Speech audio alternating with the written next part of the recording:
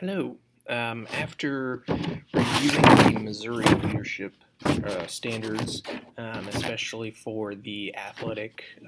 administration portion of this class, um, I have seen that the standards that are in the Missouri Leader Standards and some of the barriers that would have to be dealt with, especially for Standard 1, the vision, mission, and goals. When you have possibly a coach who has been coaching for many years and is not quite willing to maybe get behind the mission or the goals of an overall athletic program, it can be somewhat of a problem or a barrier to try to get over. And a way to get around this is to just ask this uh, coaching staff as a whole to come together and be willing to share any ideas or developments that they have for some type of a mission or a goal or a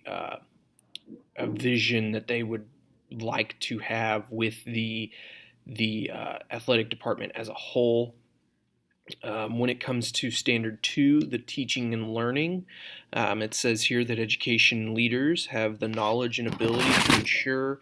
the success of all students by promoting a positive school culture, providing an effective instructional program that applies best practice to student learning, and designing comprehensive professional growth plans for staff. One way of implementing this goal would be to invite as much of the professional development as possible for the coaching staff. Ask them to possibly attend some type of a clinic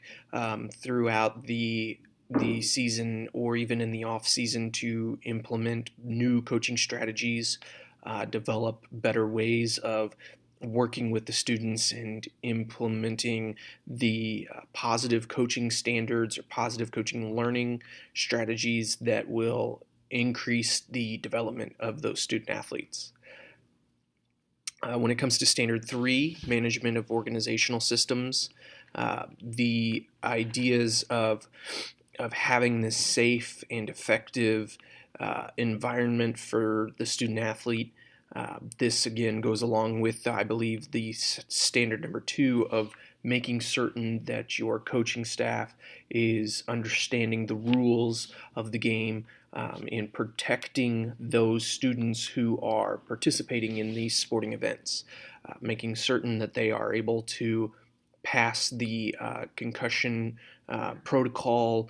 information at the beginning of each season, working through the impact tests and making sure that the students are willing to be acceptable to play in this sporting event. As you can understand, this is going to be something that can be difficult because there will be some student athletes who may be concussion prone or having to work through some of these major injuries, and making certain that everyone is as safe as possible when coming into the sporting event, making certain that the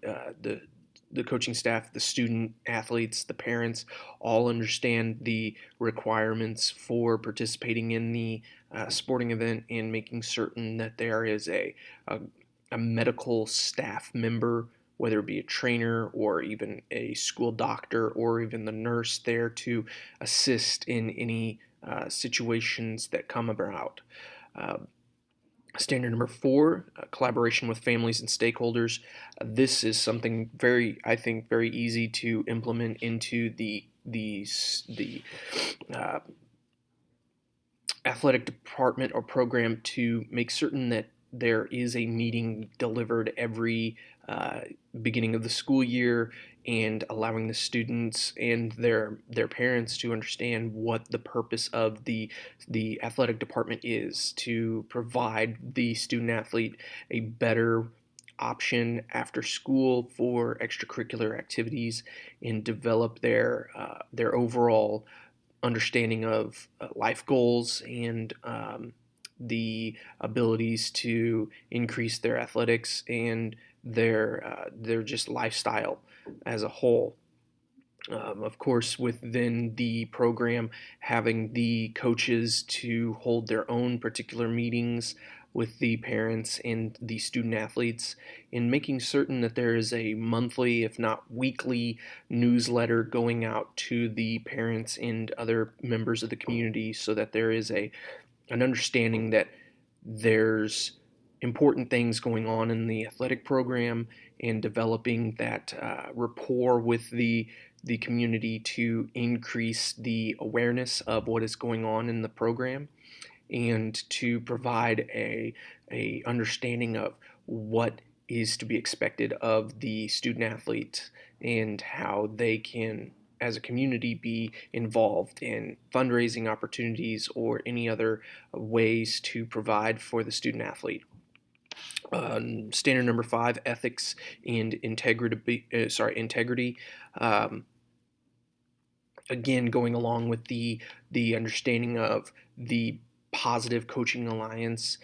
positive coaching techniques, and developing more along the lines of a ethical understanding of how to coach these student athletes and be aware of these situations. Implementing this would be more along the lines of having the athletic director go through and observe the practices, observe the games, and make sure that everything is being practiced in a ethical and in rational manner. And then looking at number 6, the professional development. Again, that's going along with the clinics and making certain that the coaches have an understanding of how the program is to be run. Meeting monthly to discuss new programs or new topics of discussion, and increasing the development of the coaching staff along with the department to make sure that everything is running smoothly, and increasing the abilities of these coaches and the student athletes to grow and develop over time.